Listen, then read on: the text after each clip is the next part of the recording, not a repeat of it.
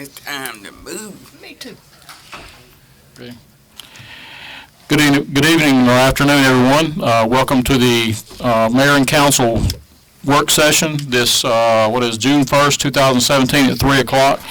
I apologize for being a little bit tired. Myself and council have been in interviews since 8 o'clock this morning, interviewing for our city manager position. So I thought the interviews went very well.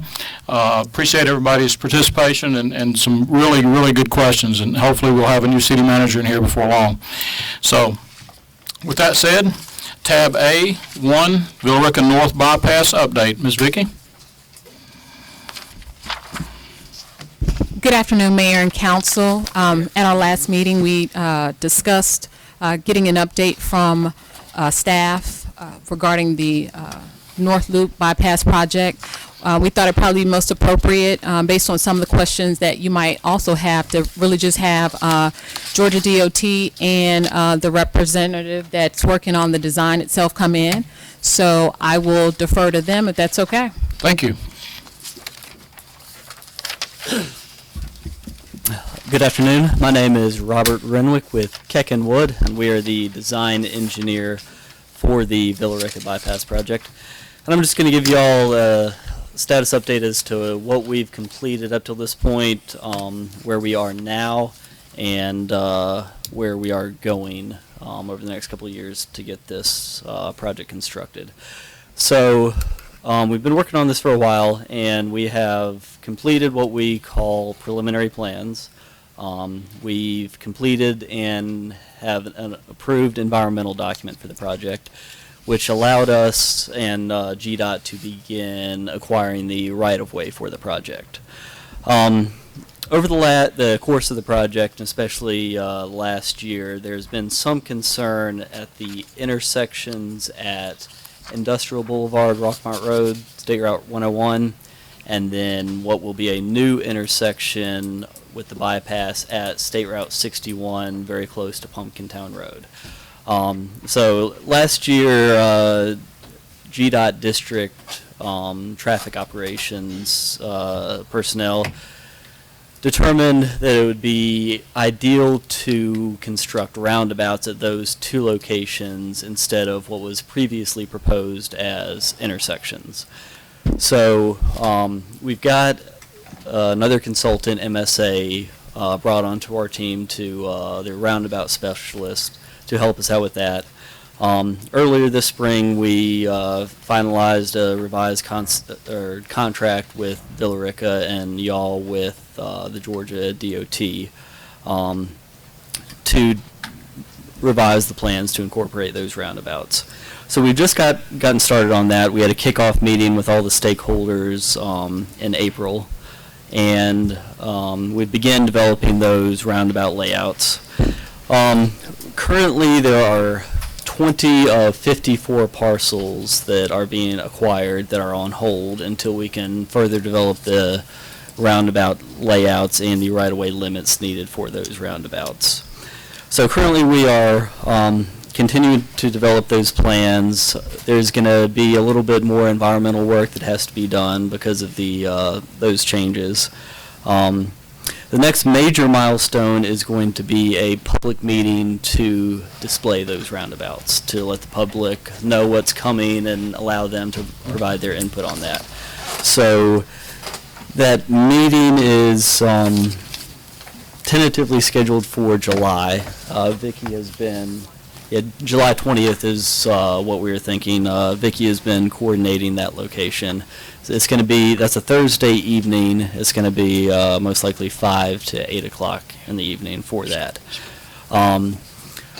Approximately a week prior to that, we will have a dry run for this open house. That will be a meeting both at the Georgia DOT office in Midtown and the nearby district office.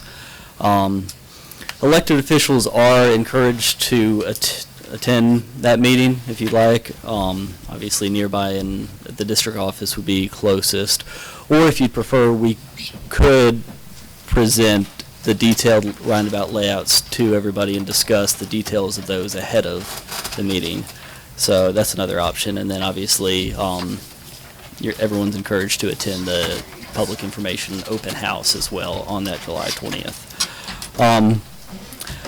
So after that meeting, we are going to finalize the layouts, finalize our right-of-way footprint, and allow the Georgia DOT to continue to purchase all the right-of-way necessary. And then all of that is leading to a scheduled let for construction date of April in 2019. So over those next 2 years, we would be primarily acquiring right-of-way, but also finalizing the construction plans. So April 2019 is the...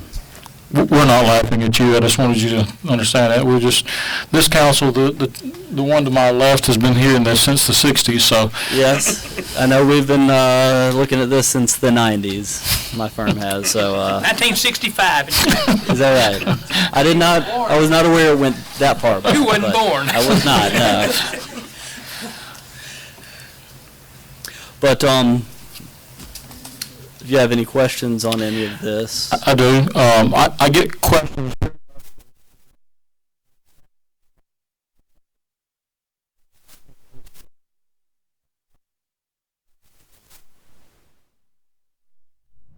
Yeah, so like I said earlier, there's 54 parcels that are being acquired for the project. 20 of those are on hold. So even if a parcel is not necessarily adjacent to one of the intersections, the design impact of the roundabouts extends quite a ways into the project. So those are on hold. The right-of-way that we were expecting previously might not change, but what we want to avoid is to buy some property from somebody and then finalize the design and realize we need a little bit more, maybe a little bit less. Maybe I should have I'm talking about.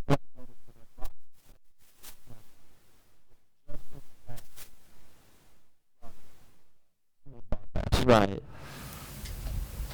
That plan hasn't changed. No, for the most part, but the approaches to the roundabout extend probably a half mile at least onto what's going to be the bypass. So even if property owners are half mile or so away from the intersections, they still probably won't be contacted until those layouts are finalized. This is about midway. This is about midway. I'm not sure specifically, but If you will leave your card with Vicki, I will get the information. yeah, let me know exactly which properties, and I can say whether or not they're potentially affected by the right of way. And what's going I on. was in the process of getting the screen going. So the Pumpkin Town Road roundabout, which we were supposed to get right away several beginning of the year. That's not what we're talking about. Okay. We're talking about the just terminal conclusions of both sides of the north bypass. Okay. Just the north bypass. Yes. What happened to the Pumpkin Town Road roundabout? There's land acquisition issues there. So. Okay. A question that's come up, I know in the beginning, not in 65, but in the beginning when we started talking about this in the 90s, there was going to be an access road and one entrance to the bypass. Now, all of a sudden, there's two entrances to the bypass through Harold Road and McCurdy Road. When did that change? Well, as far as I'm aware, ever since the 90s, that's been the plans that I've seen. It has been crossing over both Harold and McCurdy and creating intersections at that location. The original development showed it a cul-de-sac, Oh, really? and that there would be an access road running, and it would be one entrance into the bypass. And the reason they did that was for the commercial people not have to go into the bypass on several different places. They could all go in on one, and there would be maybe one red light at that point. Right. And I don't remember when that changed. So if you could check into that. I can. It's not a big, I mean, it's obviously going to be done this other way, but just, Yeah, I can check on that for y'all. thank you. So as of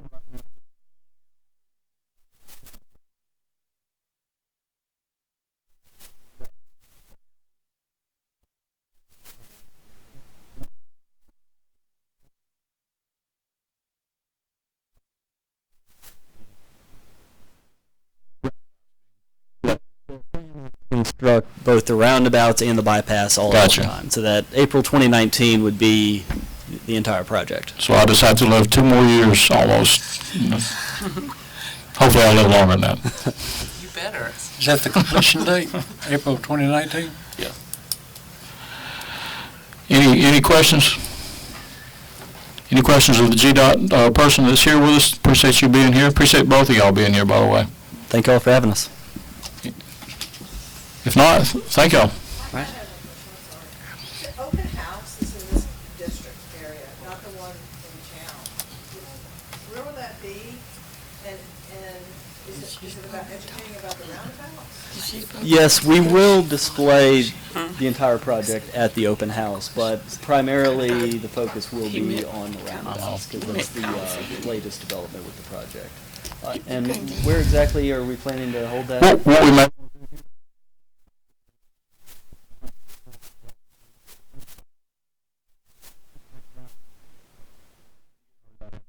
So, we're not having We public don't comment. have public comments. Never mind. Okay. Nix that. If Well, you could maybe give her your you'll- information so she can contact you. All right. Maybe he Thank could, you. maybe he could still go ahead and clarify that for us, though. When is the open house and where is it? Do you know that answer? It's tentatively scheduled for July 20th, and He what's the just location? said that July 20th that? from 5 Yeah. to Tivoli. Powell Park.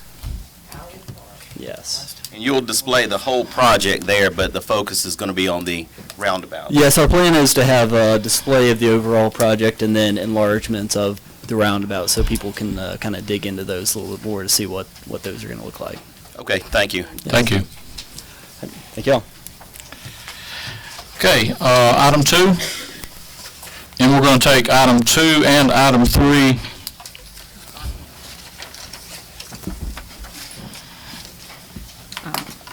Good afternoon again. This is a request for an annexation.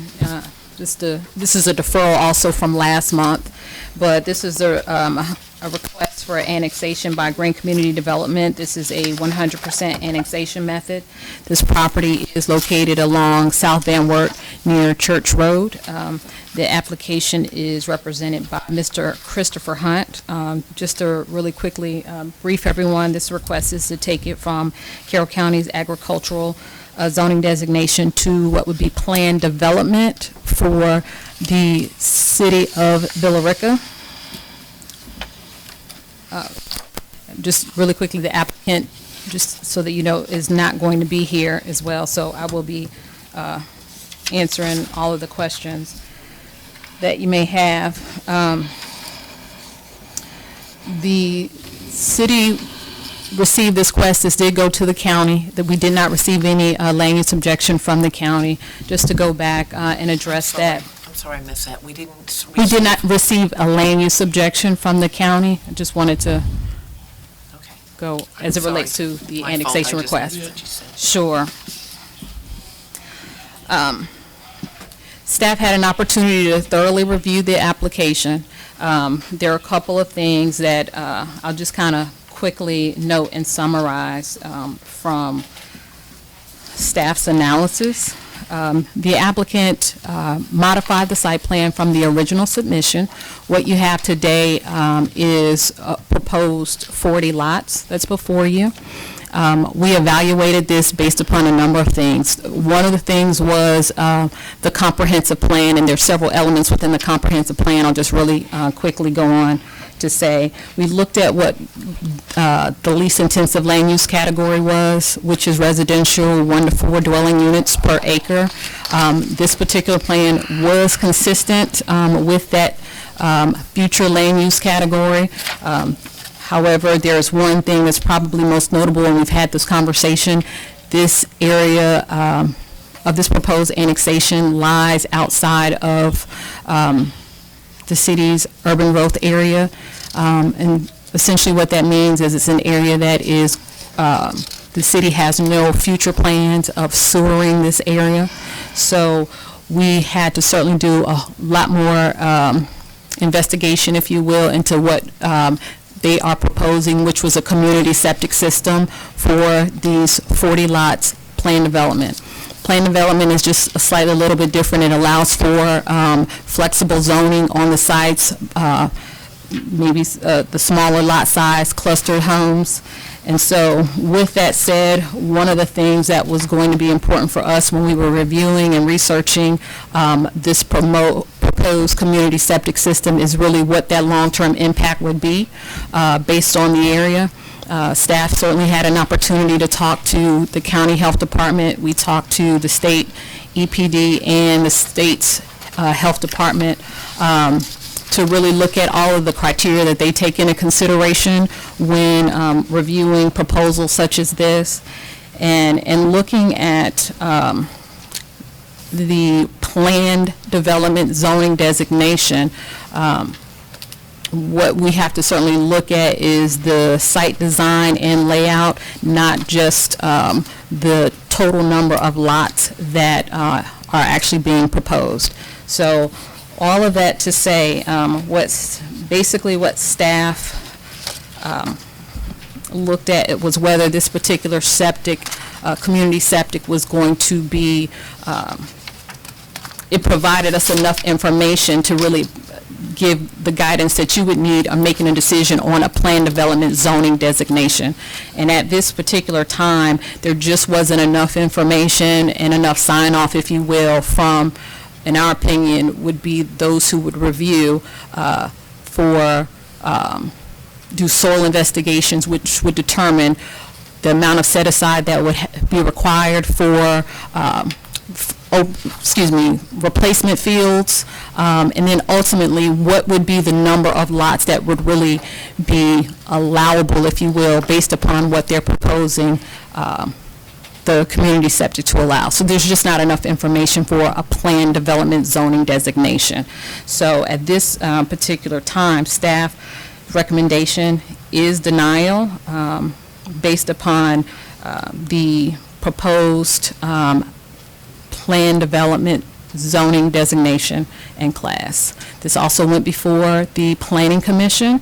Planning Commission also voted in support of staff's recommendation, which was the denial of the planned development zoning designation. They were 4-0. Is that Correct.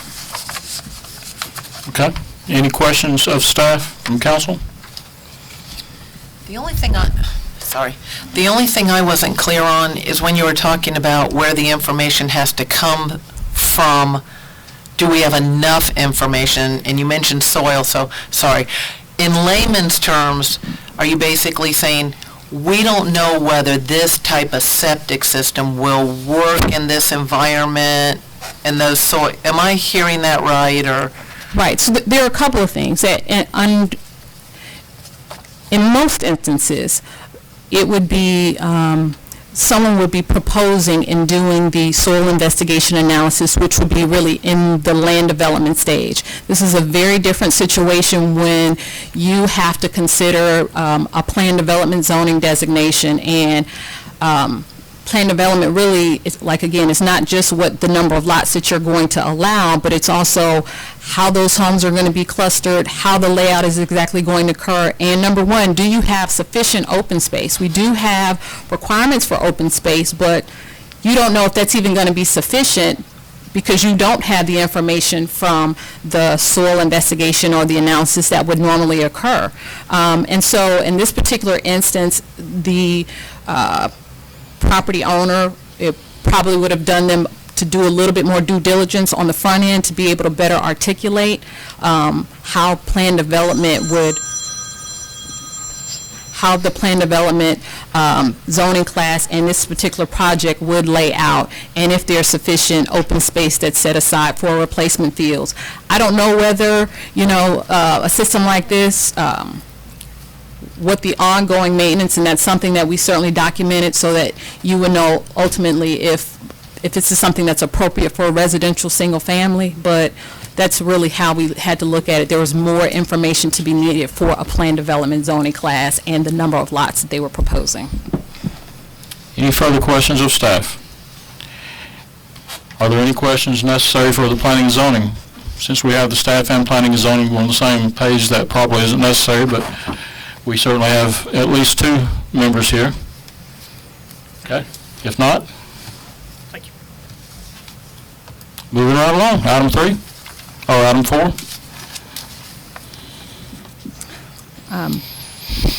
Item 4, just variance 0117. This is a request to appeal the decision of the Zoning Board of Appeals. Racetrack Petroleum made an application requesting a variance to alter a non-conforming billboard sign.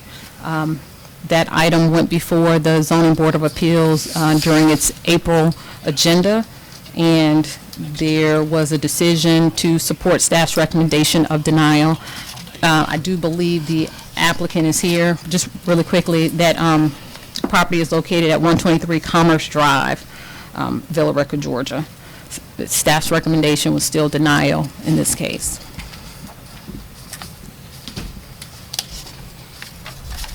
Council questions of staff? Will we be hearing from the applicant? The applicant is here, so I guess that's totally up to. This didn't go to P and Z. You would not normally hear argument on it at a work session meeting. What exactly, Vicki, is the request for variance? So just to give a general description, modify the sign structure. Currently, the way the sign structure is located, it's located to, if you're facing it, what may be the left side, closer to the right-of-way. They're asking to install a new sign structure in the center, to be more center-mounted, if you will, which would just slightly adjust it. It is my understanding that they are trying to there were some changes as it relates to some of the requirements for new structures coming in with billboards in terms of wind loads. They wanted to also update their signs to meet some of the newer standard. Not that that's necessarily required, but in response to that, they want to, again, alter their structure, which staff was of the opinion it would just essentially extend the life of a non-conforming use. I got a so they- question. I'm sorry.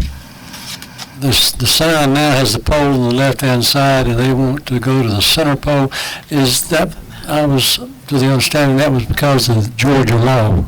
Did that dictate a change in where to put the pole? It didn't dictate the change into where to put the pole. What it did was just change the standards for the new signs that were coming in. It doesn't necessarily require you to go back and adjust any non-conforming sign. So certainly, there was an opportunity that they could have proposed to modify the sign in conformance with the city's sign standards. So What is they're the sign- not conforming What's the it now. sign standards for throughout the city for the height of the sign? That particular sign is in a special district, which the maximum height is 25 feet. What's the rest of the city? The rest of the city, I'd have to look that up really quickly. So I wouldn't be able to tell you right off the top of my head because there are several different districts. Like the downtown. Well, there are several districts. One's a 61 corridor that you're referring to. The other one is a 78 corridor existing from 61 to Van Wert Road, and the other one is downtown. There is also another one at I-20. And I guess this was put in several years ago, but based on the trees that were existing in the median to allow those signs to be higher. I guess my question then becomes, is 25 foot the right height for that existing corridor? I would certainly say that all the development that's come in since the sign ordinance has been adopted have met that standard. There's one adjacent to the site, which is the new Dunkin' Donuts. There's also the change in maybe 2 parcels over. I think it's gone from one gas station to what is now Chevron.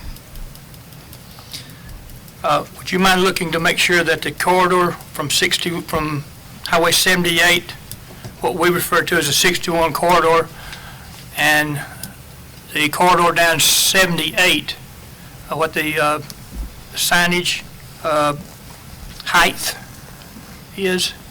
Sure. It seems as though and the big issue back then was trees, like it is everywhere else.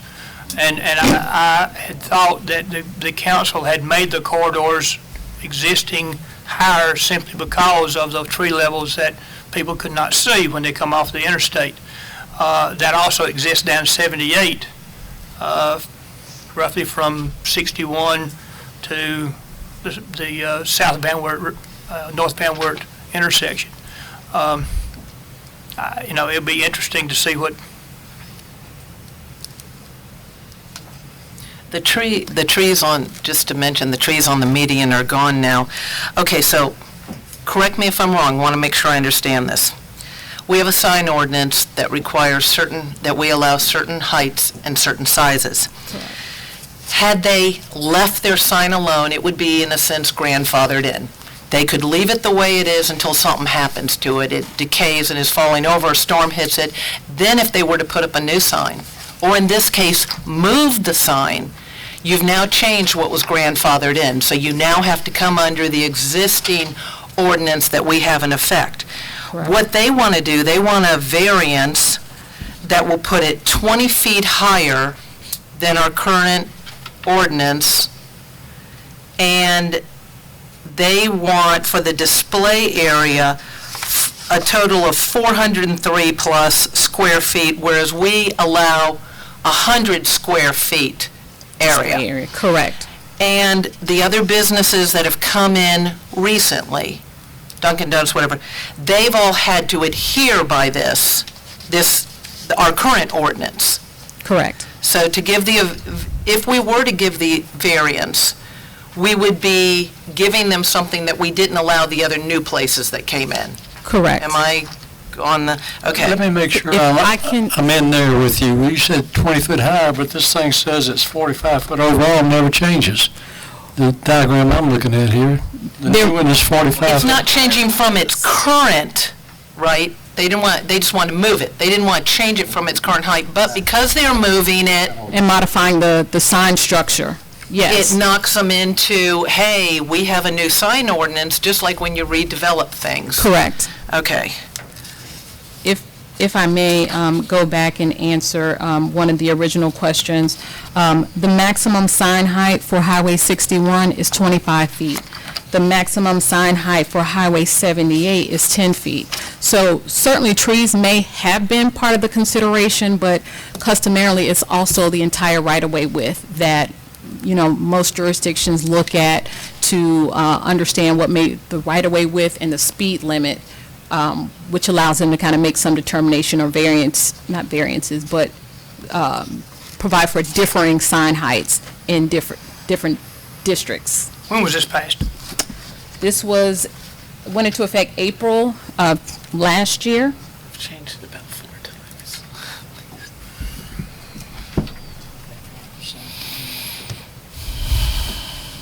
I guess the only question I've got, trying to think this through in my mind, is when the square footage for the signs was discussed, and it's 403.75 feet now, but it has to be reduced to 100 square feet. 100 square feet total display area. And you don't know the answer to this, I know, but maybe someone on the council does, was there any consideration given for the fact that all signs aren't created equal? And just thinking the thing, you know what I'm going to ask, don't you? I don't know what you're going to add, but I treat all signs within the same zoning district equally. Okay. So if it has the price of gasoline on it and it's still 100 square feet, then they would just have a smaller sign. They would have a no more than 100 feet of display area for that signage. So very similar to, what maybe the other gas station that has to comply, they would have to have a sign, if you would, and that's allowed the same total display area. Okay. I was just trying to make sure I understood. So if you're driving up Dallas Highway and you go up near Marietta where there's a racetrack up there, some of the more newly built, their lower profile, that's what we're leaning toward, right? Lower profile, not up in the skyline, it usually has to do with an appearance. We're trying to make things more with brick and things like that to Sure. conform to the downtown or whatever. Sure. Okay. So if we,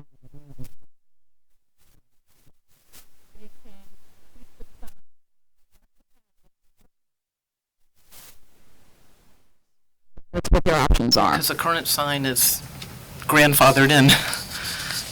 Any further questions of staff? Okay, we will take this matter up on Tuesday night.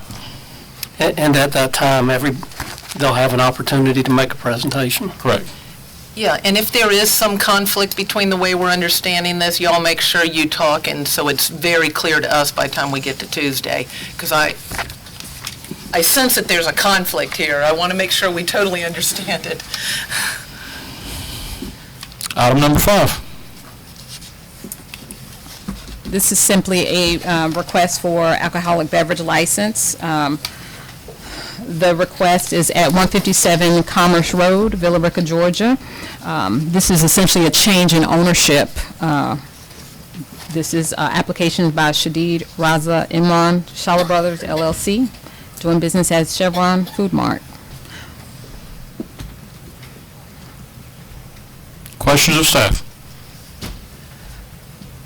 Only question I had, I noticed on the other alcohol license, it mentioned an address for the applicant other than the business address. Is that supposed to be on here? I'd have to go back and, Every address that's listed is the commercial address. I didn't know if it was required that they have where the applicant lives, their address. where they personally reside? Is that what you're asking? Yeah, it seemed to be on the next one we're going to look at. I was just curious, because it said legal address. So can the legal address always be the business address? I think the business address certainly should be on there, and so Right. that we know where the location is, but the personal address of where they may have made where they listed themselves, I'll have to double check that for you. I don't know that that's really, they have to have that And on it could there. be because they're also leasing this?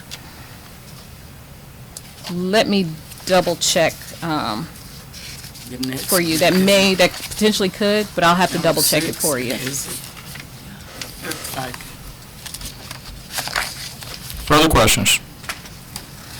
David, I would just add, I would be glad to read that little disclaimer that we always read, if you will provide that to me or kind of point me in the right direction, or if you just want to say it, we always ask the applicant, do you understand, yada, yada, yada. Okay. Okay. All right. Item 6. Again, this is this is a request for alcoholic beverage license by Baljendra Singh, Bitu Store Management, Inc., located at 1217 Rockmart Road, Villa Rica. And this is in Ward 3. Again, this is a change of ownership. This is currently Jenny Food Mart.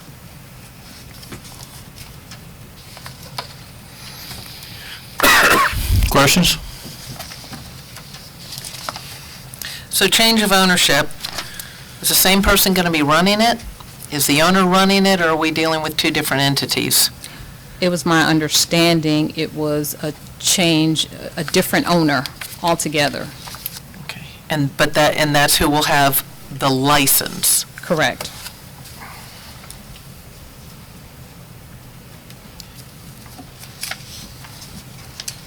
Okay. Item number 7. This is a really quick update. We wanted to make you aware that there is a proposal, or certainly discussion regarding the readdressing of Bankhead Highway within Douglas County. Of course, the city sits in both Douglas and Carroll County. What I wanted to do was invite representative to come and discuss, and there he is. That's Mr. Edward Dean, just to give you a quick update on what's being proposed and how that will impact the city, particularly how we may even move forward on our end, again, because we're located in 2 counties. But if we can, I'd like Mr. Edward Dean to just kind of give you a quick update. We're not supposed to have anything on this, are we? No, there's nothing to. Presentation that I'm pulling up right now, just go over some of the issues that we're having in the county. Nope. Hold on just a minute, let's get your microphone so we can.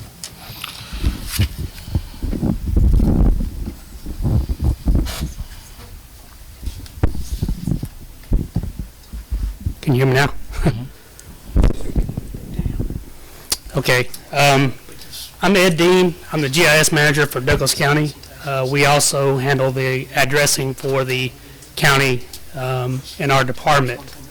I'd like to thank you for allowing me to present today. This was brought to me, we've known about the issues along Bankhead Highway with the addresses for a while, but this was brought to me by 911 because we've had some issues of delayed calls to get to property owners due to addressing issues. So I was just coming today to present some of these issues where y'all could see them firsthand. The first would be address ranges. We have duplicate addresses along Bankhead Highway. The jurisdiction that it falls in, each jurisdiction addresses Bankhead Highway. We had odd and even numbers on both sides of the road, so it switches as you go down the road. And the road names. I think we have like 6 different road names we use inside the county. So those are some of the issues. If you don't know what an address range is, there's a little picture over on the side, and basically along a segment of a road from an intersection to an intersection, whatever address falls within that segment, we put those ranges in a table that's attached to those segments. So Ravendale Road would be, on one side would be 2 to 24, and on the other side would be 1 to 17. So whatever address came up within that segment, it would interpolate it on that line where it thinks it should go. And this is what the software that E911 uses. If an address doesn't have an address point, if somebody calls and says they real frantic and they throw out an address, but we don't have an address, physical address point for it, it'll interpolate it on the line where it thinks it should go. But we have some issues with that because when we're doing this, we try not to have any gaps in the numbering, no zeros in the numbering, where there's no address along that segment, no duplicates, like I said, odd numbers on one side, even numbers on the other. But we have all of this inside of Douglas County. I just want to show you right here. This is City of Austell. All this 6289 is Bankhead Highway. The ranges it starts at a 3,000, goes to a 6,000, back to a 2,000, to 3,000. We go through, we're working pretty good through here, this area. And if I'm going too fast, I just want to show you. It goes to a 4,000, but then it jumps to a 3,000. 4,000 jumps back to a 3,000 number, and also the evens jump. Odd and evens jump to the side of the road just for this little stretch. All this causes confusion. And this is throughout the whole county. Through Douglasville, it's kind of hard for me to, it goes to a 6,000 number, and on the west side of Douglasville, we go back, it goes from 6,000 in Douglasville to 7,000 numbers. On the west side, we go back down to a 6,000 number and start back up. We get to Villa Rica, we have some now, I think y'all have 10 addresses along Highway 78, Bankhead Highway. There's a 9,000 number, a 10,000 number, and then 3 three-digit numbers. So I think it's a 609 or something like that. So those this is the main issue that's causing the problem is the address ranges. Some duplicate addresses. We have 11 duplicate address numbers along Bankhead Highway that we need to get rid of. If you go through here, And some of them are pretty close together. So that causes confusion with the response of emergency management. The jurisdiction, it falls within City of Austell, Douglasville, Villa Rica, and Douglas County. And each jurisdiction addresses with no collaboration between each other. I hope moving forward we can rectify this on all roads that flow through the county and each city, that we can communicate and get the ranges where they need to be, where we're not having 2,000 numbers and then seeing 3-digit numbers, through those areas. I've already showed you some areas where odd and even numbers are on sides of the roads. And then road names. We have Veterans Memorial Highway, Bankhead Highway. Inside the city, it goes to East Broad Street, West Broad Street, back to Bankhead Highway, to Highway 78. Okay? Those causes an issue as well. And I have a little, this little PDF on the side. This is from the General Assembly of Georgia, dated back in 2000, that Bankhead Highway in Douglas County should be Veterans Memorial Highway, or is designated Veterans Memorial Highway. But we continue to use whatever we have now. So if we do change the name to Veterans Memorial Highway, it's each jurisdiction has to change their own signage. We heard back from the Georgia DOT. And that's what they prefer us to use Veterans Memorial Highway. But if we go that route, you have to change your own signage. They don't come in and change the The state won't change the signs for us? No, sir. I just can't believe that. Yeah, I know, right? And so the solution that we came up with as we met one day with 911 was to readdress Bankhead Highway with 5-digit numbers, because you can't go back and use any number that's already been used along that road. Because a year, if you change the address, the post office still delivers that mail, the old mail, to that old address to up to a year. So we can't reuse any numbers that's already been used. Well, I hit the wrong one. So we have to go with a different numbering system. Nobody really likes 5-digit numbers, but that's the only way, because from Austell to Villa Rica, we use 3-digit numbers all the way up to 10,000. So there's really nothing that we can do with that. So that's our recommended solution. But right now, we're just in the infancy stages of this project. We're coming to each city council and presenting this, and I'm leaving here and presenting to the city of Douglasville. Monday, I present to the Board of Commissioners. Y'all have to be on board before we can do anything. So. Well, we can't take an official vote today, so. Sure. Okay. I understand that. That's David, how would we handle this through a resolution, or? Yes, I think you're just simply making a name change of a road, and you have that within your power. In order to do it, I think we would want to have a good pictorial definition of the road that we are changing. Sure. And which we can get from this, just so that it's very clear what physical stretch of road we are changing the name of. It would seem to me that we need to advertise this, obviously, especially the people that their addresses are about to change. So. That's true, and I don't know. We've changed road names before, and the post office comes into play in some regard on this, and I don't know if have y'all had any communication with the post office about this? We have not. Yeah. Not of yet. I think they have some say-so over us changing street names and residence addresses. So there probably needs to be some coordination with the post office. I know when we change an address in the county, we send them the address changes. So they have them as soon as we change or issue an address. I have a question.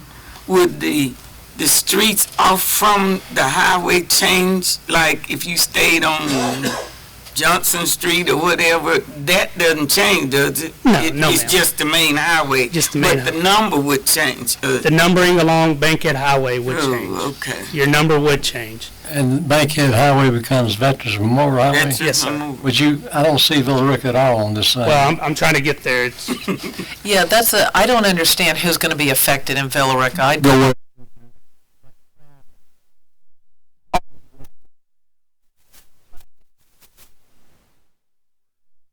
They need to know where to go in emergency. Seagull, stop. So we got it. And if I could just say, he's talking Yeah, about it- 10 that were probably counted on the Douglas County side.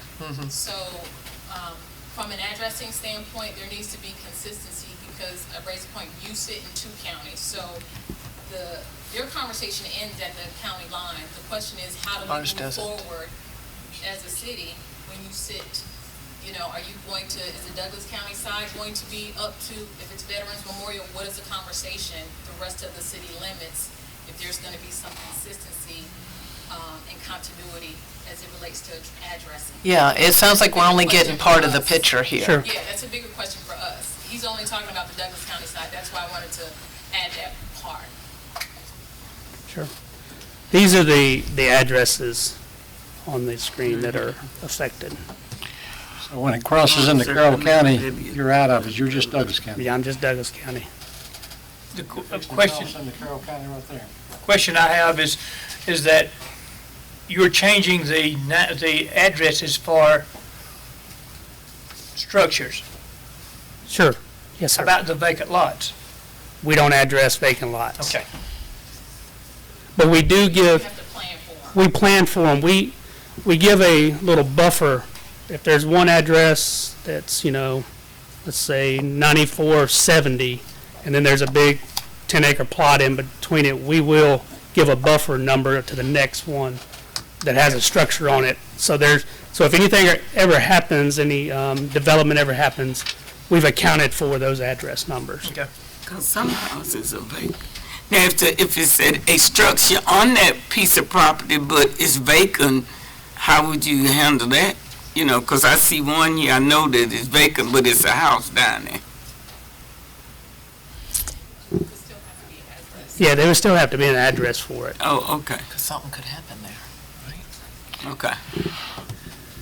So this could be a multifaceted type thing. The first discussion needs to be, do we want to change the name of Bankhead High?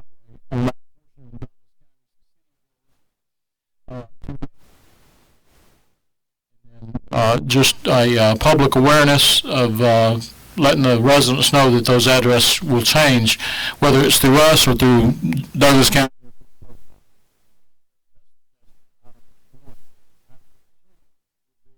I think I heard you say that it would be for us to do the same in the Carroll County portion of Bankhead Highway. Well, I think it's certainly something that you need to take a comprehensive look at your corridor, that entire corridor, since it pretty much runs a good length of the city. And, is it going to be just Veterans Memorial, so the emergency responders know, well, I'm on the Douglas County side, or, are you looking at Agreed. it across the board? I Agreed. would certainly say it's something that addressing in general, I don't think that enough has been done or is taken seriously enough. We've had a couple of issues, and we have a site right now that we were working to get that particular property owner to readdress because it's multifamily and everything else in there. So there are so many issues that do happen to come up from a emergency response standpoint that on the development side, you want to make sure you're pushing to address it and have some continuity. Okay. David, how do we need to proceed with this? I know, perhaps option 2 or number 2 would be a little bit further out. We don't have to necessarily do that immediately, but I think it's something we definitely need to work toward. Yeah, it seems to me that it might be appropriate next Tuesday if you choose to vote to proceed with the process and to approve some public notice and to ask for a public hearing on it for those affected property owners to come in and give you their 2 cents worth as to whether or not that's going to cause them a problem or not. And once they do that, then you can have a final vote at some time in the future to approve it. And should we not have our partner from Douglas County here next Tuesday night if he can be here? Can you be here at 6 o'clock Tuesday night, or someone from GIS? Okay. You don't want us explaining this. No, we can be here. We love Pop. Only you.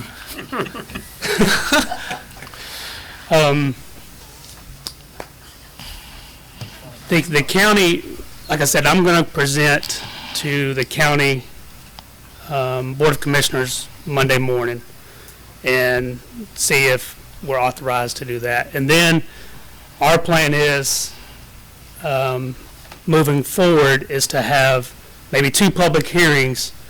We're going to have a lot more pushback of changing the address. And, if y'all are on board to change your addresses, but then we get shot down, then so we still need to, I guess some partnership together, or, so that's if y'all vote to do it, then we get shot down. Sounds like we wouldn't, We wouldn't be formally voting to do it yet, and I think we're going to have our hearings, to. Yeah, well, I would think if you're going to have public hearings anyway, we might as well just coordinate our public hearings We could do along with yours so that, anybody that's concerned can show up at one meeting rather than having to come to a Villa Rica meeting and a Douglas County meeting. Sure. Just We can have it collaborate. uniform. I agree with Now, that. you're telling me that Veterans Memorial Highway, which is Highway 78, stretches all the way across Douglas County. Yes, sir. Is it called that all the way across Douglas County? No, sir. It starts Veterans Memorial, then it changes to Bankhead, then inside City of Douglasville, it goes to East Broad Street, Broad Street, West Broad Street, back to Bankhead Highway, and then Highway 78. Yeah, just making aware. you're saying the state shows that road should be called Veterans Yes. Memorial Park for that entire length, and For the that's entire what length. you are proposing to do? Yes, sir. I understand. Yeah, Councilwoman McPherson made the point, going through the middle of town here, it's Montgomery Street, so. It's so And confusing. So the point that Vicki made is, maybe we need to rethink the whole thing. Yeah, 'cause all the businesses have to change all this stuff. Move west a little bit more on there.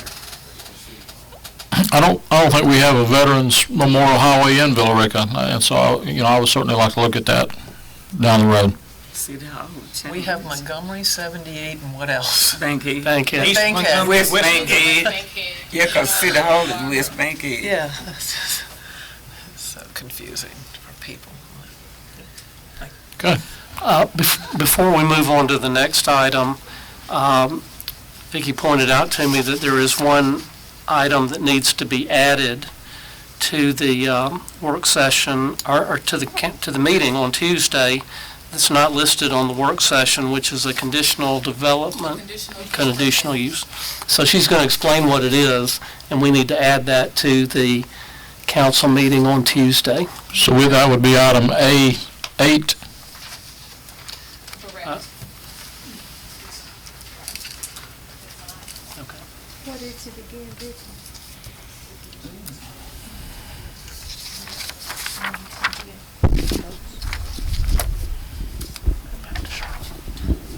Certainly thank you to our partner from West. Appreciate you being here.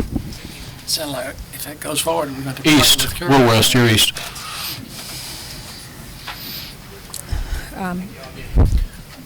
She's going to make just a brief presentation about what the conditional use is. Yeah, this is conditional use request CU-0217.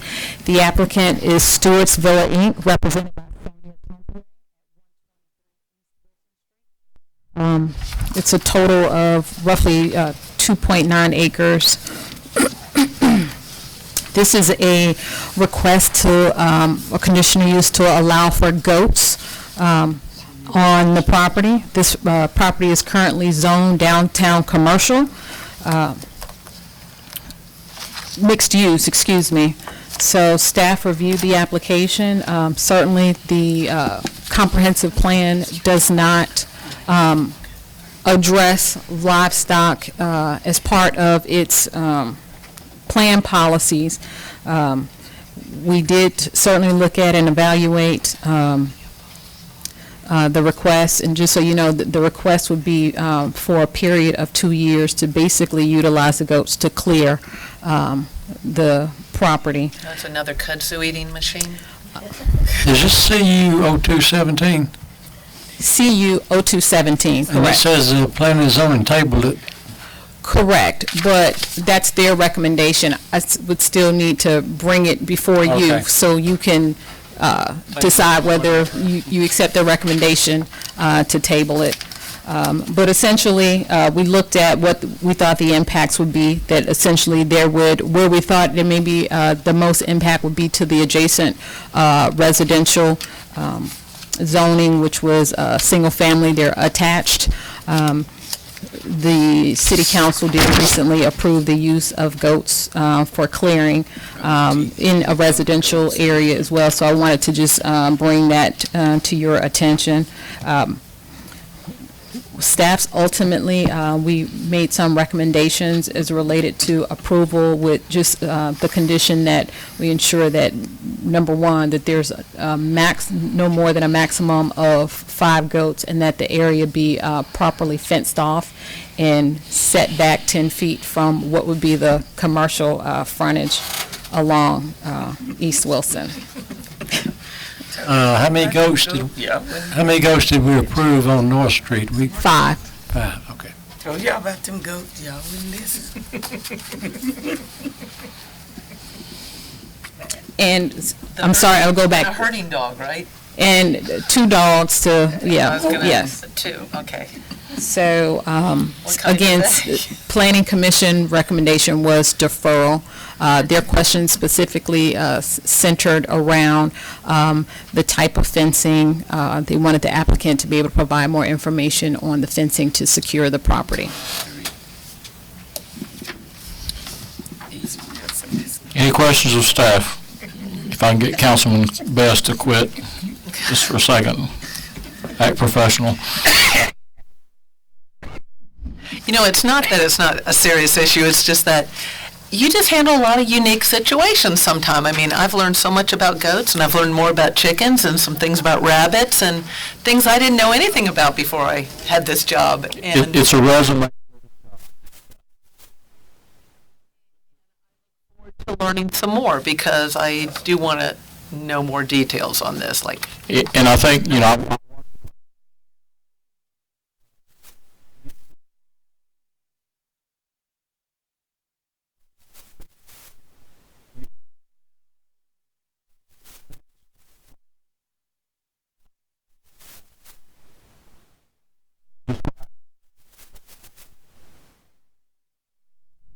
any further questions of staff? Tab B, Parks and Recreation. Vicki, keep standing. This is a request by staff. We're presenting the contract for what will be our Nugget Drop performer. It's the Departure Band. And give me one moment to go in. This is a Journey tribute band. What you have before you is a copy of the contract for services.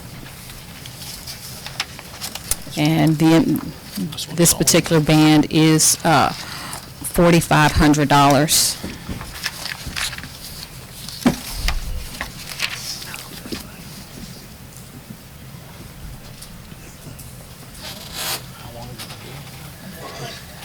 I could ask a question while they're over there talking. This is kind of a big picture question. I don't know. Not whether we approve this necessarily or not, but this. Can we get an idea of how not effective the turnout, how successful these events are? And this is why I say that, because we have this event and we've also done the 9/11 event, which was extremely successful a couple years, and then it starts to dwindle. You get further away from the time of the excitement, and you're honoring first responders, and you have 50 first responders, and you have 20 people there attending. I guess what I want to know is, if we're going to do this, do we have anything that, just to let us know, hey, are these events, are they doing what they're supposed to do? Are they now, last year's different.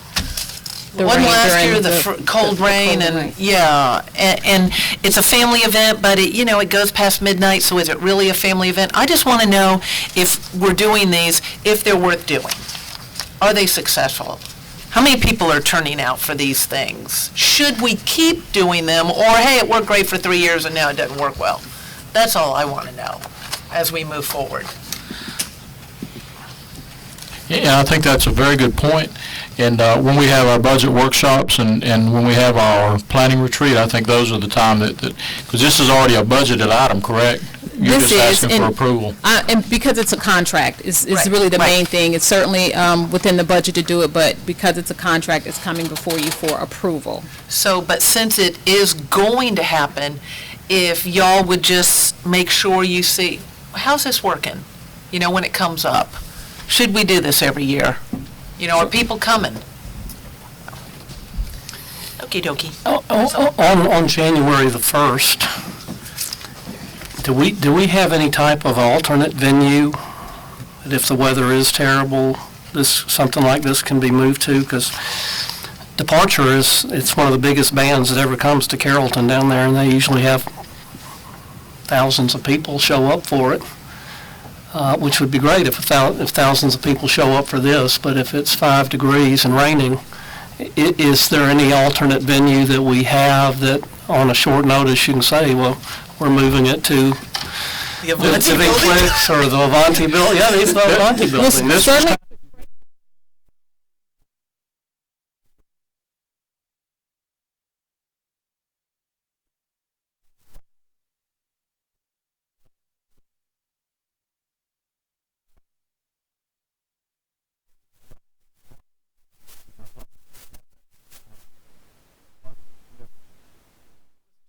Outside, though. It was cold and rainy. I guess the answer to your question is no. Yeah, that may be. Nowhere to I can't think of a place, but I was there also last year, and it was very cold. Yeah, and very rainy. When- As well. But it still costs the same, didn't it? It And does. That's why, It does. when the weather is good, you just want to know that these things are effective and that they're worth having. Could we do a virtual nugget drop and move the band inside? We could watch. Church with me. You know,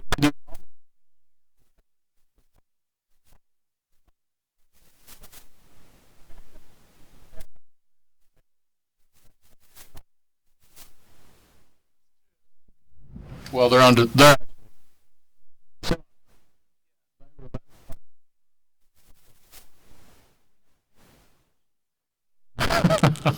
Just a money-making process.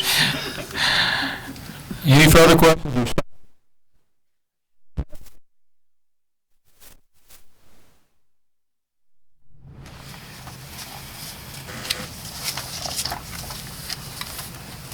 And I think this is the same one we've discussed in the past, so if it involves me, then I will recuse myself from discussion.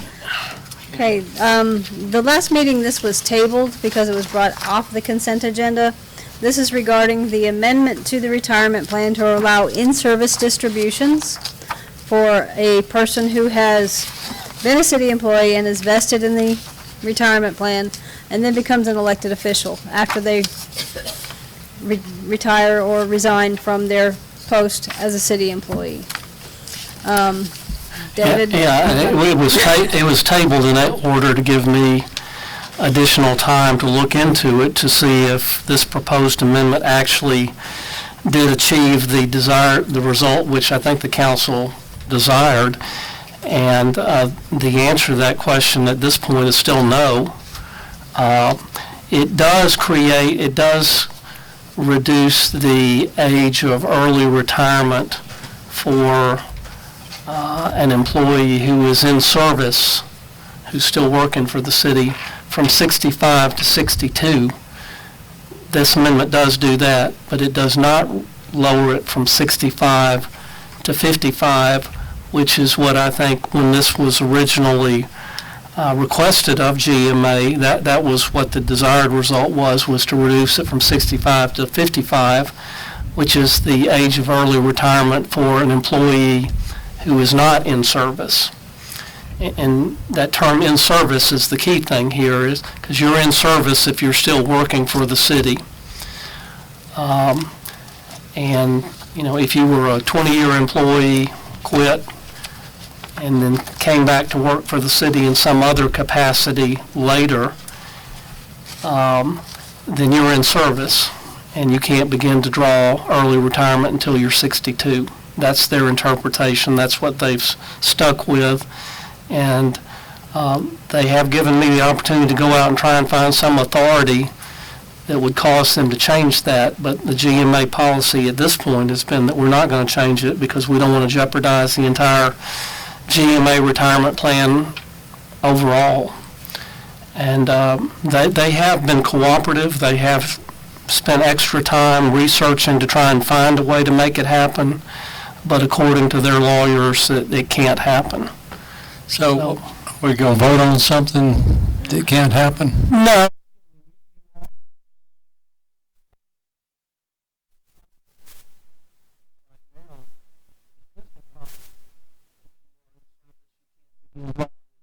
Retirement age, which is 65, if you're in service. This would allow us to at least reduce it from 65 to 62. That's That the only doesn't change. address the reason for raising this with them to begin with. Right, but that's the only change we would affect is... Yes, that is a change that it would make, which is of some benefit to somebody sometime maybe. And it allows you to actually take in-service distributions as long as you meet the age and the vesting requirements. Correct. Prior to that, our plan did not allow for in-service distributions of any sort. I guess my question is, when you say in service, normally that would mean a paycheck for a 40-hour work week. No, that's not their interpretation. It is a paycheck for anything. And it's not even necessarily, I mean, the question was asked, you know, can a person in service just waive their paycheck and say, no, I don't want to be considered an employee? And their response to that was under the Internal Revenue Service regulations that if you are even named as any type of an employee, you don't have the right to waive your compensation in order to be considered not in service. So you could waive it, but now for those reasons, that Right. wasn't going to affect it. That would not change their interpretation of whether or not you qualified for early retirement benefits or not. And there is a major difference between contract labor and whatever you call council people. Contract labor is not given from or taken out of any kind of... Well, if you're an independent contractor, then you're not an employee, you're not in service. Right. But if you are an elected official, you're considered to be an employee. Correct. So you said the answer is still no. And you pretty much And- alluded to that's where it's going to stay, but I want to hear you say you're either going to continue looking at this or that's where we're at. I will tell you that from the standpoint of GMA, we're to the end point of them saying no. Me individually, on my own initiative, at my own personal expense, I'm going to continue to try and find a way to suggest to GMA that it can happen. But as far as any work that I can do for the city, right now I am at an end. But we are going to drop it to match the GMA from 65 to 62. Yeah, there's no reason not to do that. Okay. Okay. Any other questions?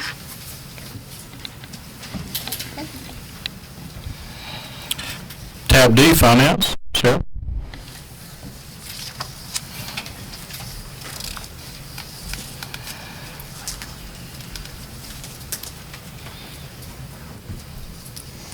That's March. Elisa, do you have April?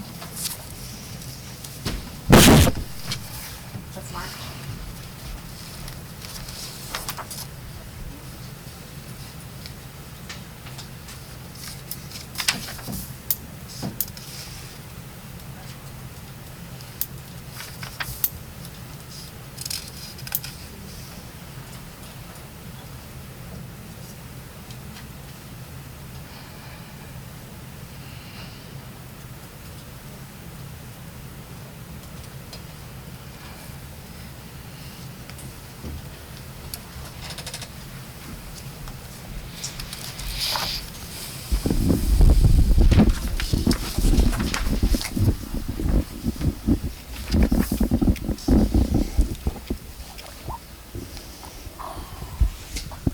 I have to look at the copy with my notes on it.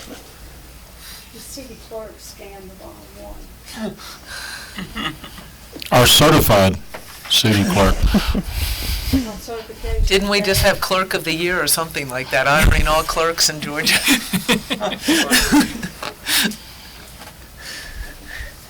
She works hard. She works She hard for the does. city. She does work very hard. All right, up at the top, we have the general fund, and you can see, this is the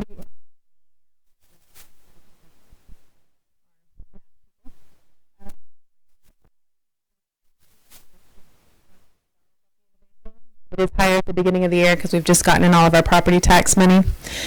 And our total equity, which is our reserve, was $6.3 million at the end of our last audit, so we should be updating that soon. Next is the major revenue sources in the general fund, top one being our loss, which is our local option sales tax. You can see we've received $557,000 of that this year. It's 0.1% down from last year, which is only about $500. Property tax, we've received $147 so far. We get that in at the end of the year. Occupational tax, we have received we've received 87% of our budget so far, and we're 22% higher than last year, so that's a good thing. Permits and inspections, this is from the community development side. We're way up this year compared to our budget and compared to last year, and that's a good indication of growth within the city. We're accounting for that differently in the system, that's why I don't have a comparison there to the last year. And then lastly, the fund status. This is the general fund overall. Our total revenue budget and expense budgets are $11.9 million there. Revenue, we've brought in $2.1 million, which is 20% higher than last year. I just made a note there that the we've already talked about the permits and inspections are higher than last year, plus we've already done the transfers from the water sewer fund and the solid waste fund. They transfer money to the general fund to help pay for the shared expenses such as legal fees, IT, HR, finance, those types of things. Expense, we are up higher than last year, but it's at 28% as of the end of April, which is still less than 33%. Next is our water sewer fund. Our cash is still negative. I think we'll see a change after we have the final audit numbers there. But again, that's not a negative balance in the bank. That is, they have a negative balance of the pooled cash. So basically, they owe cash to other funds. They being us, the water.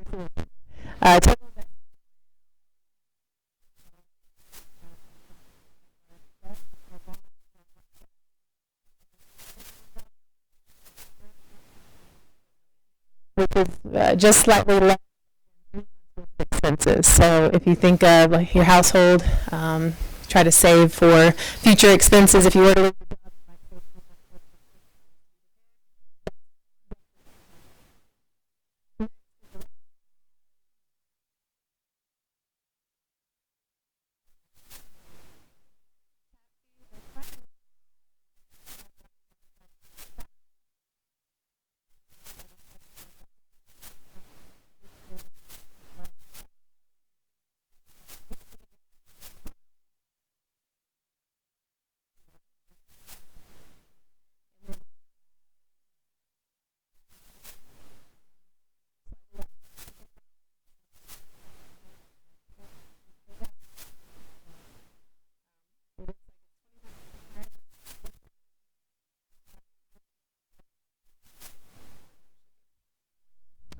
And lastly is our solid waste fund. This is sanitation and solid waste. The cap is negative in this fund as well, but we're working towards, with the help of the rate study, we hope to get that fixed. And our equity in that one is actually negative, as we've discussed before. Major revenue there is obviously billing our customers for garbage and solid waste pickup. Slightly down compared to last year, which only $4,500. And then lastly, fund status there looks similar to the other funds. Revenue is slightly down, and the expense is higher, but we've done pay parity, and we've already done those transfers that I mentioned. Any questions on that? I have a question. Since we seem to be experiencing more growth, why is it that our tap fees, do you think, are down? I was surprised to see that, but and maybe Vicki can speak to this if we need to, but there may be a timing between when the permit inspection versus when the tap fee goes, because the tap, I don't think they pay it until they actually are going into construction. So I guess permitting would come after that. So there may be a timing. We may be having permits from things that were tap fees were paid last year. So maybe that would explain why the permits are higher this year and the tap fees are lower now.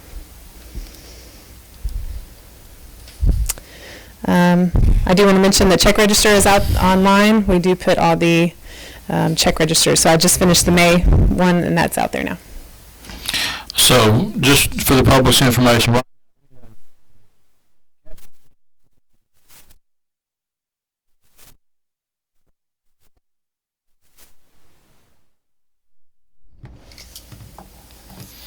any questions of staff?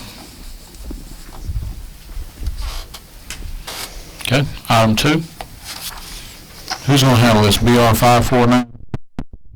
I think that's me, sir. I have one more. Okay. Where's that at?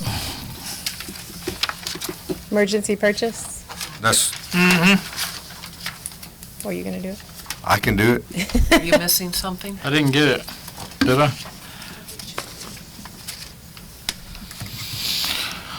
I got left out. On what?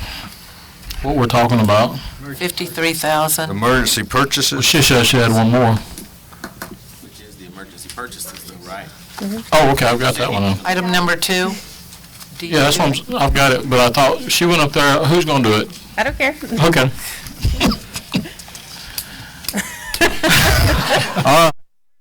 Your name No, on it.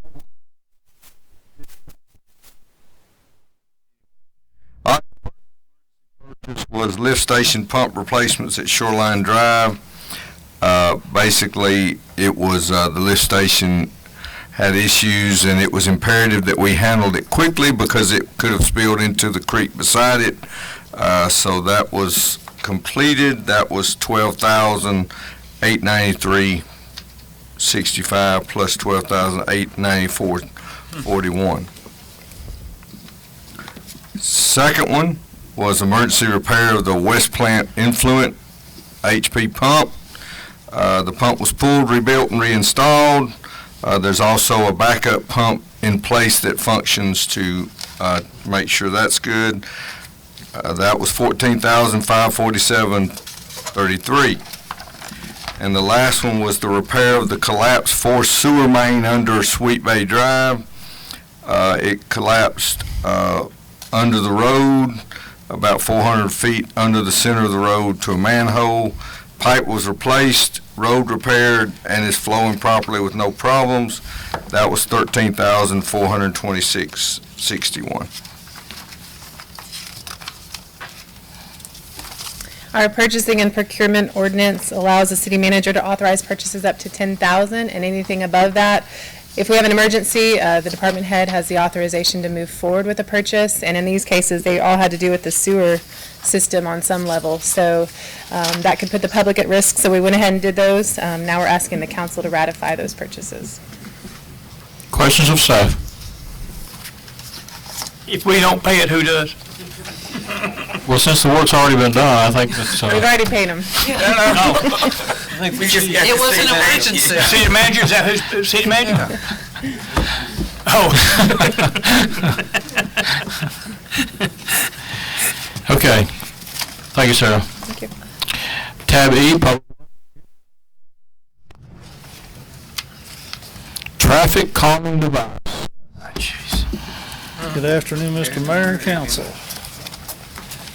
I'd like to start off with a disclaimer. This is not a request or recommendation at this time. This is just to provide a price.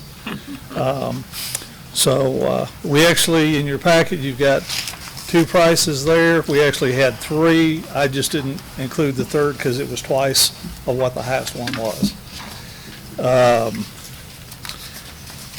Also, the first one from JW Paving is the asphalt style as indicated at the bottom. Did not include on the other one that is not asphalt, that is concrete. So we're not comparing asphalt to asphalt. And that's another reason why there's a price disparity between those two.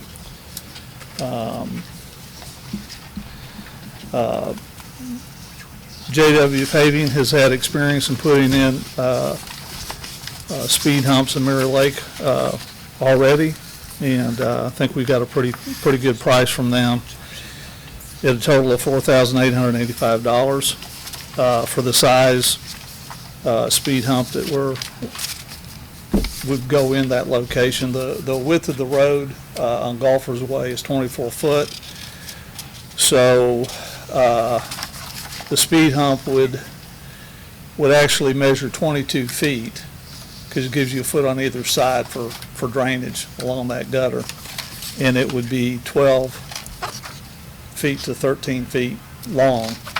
You'd have 3.5 foot tapers on the side. It would come up to a top, which would be 6 foot wide, and then of course the width of the road, or just shy of 2 feet of the road width. What's currently in Mirror Lake are asphalt style, and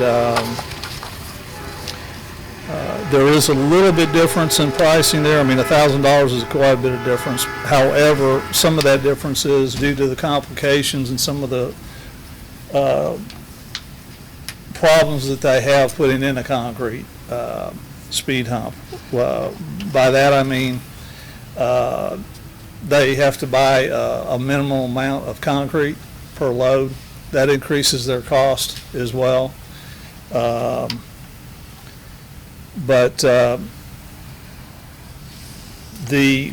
of the fact here, when you see the half of the speed hump, one lane is $2,500 per lane, and the full one is $5,000. What their setup cost also comes into play here. If they do it, they can't close the whole road. They have to let traffic come in and out, so they have to place half of it in. Their setup cost, from what I was told, was $1,500 per day just for staging that and the setup, and that was for both companies. Now, if we had a situation where we had a long stretch of road where we put in several speed humps, we may get a cost break on that, because they could do several on the left-hand side of the road, if you would, and then come back and do the other side the next day. And more is less in terms of quantity. If you had a situation where you had a road that was completely closed and you don't have that issue, and there could be a savings up to about $1,500 there if they're able to do it all at one time. So with that, I'll entertain any questions you might have.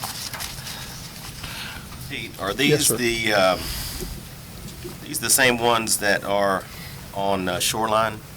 I believe so, yes. I was just walking past one of those yesterday, trying to look at the tapers and wondering if it was the same with the width on the top.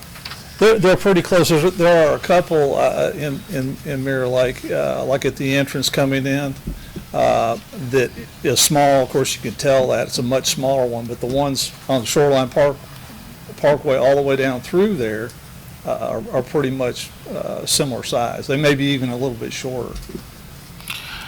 Just want to make a couple of comments, just to read it into the record, is, one of the quotes says speed breaker, the other one says speed hump. Neither one of these are speed bumps or speed humps. Thank you. Or speed breakers. They are speed, by GDOT regulation or specification, they are speed tables.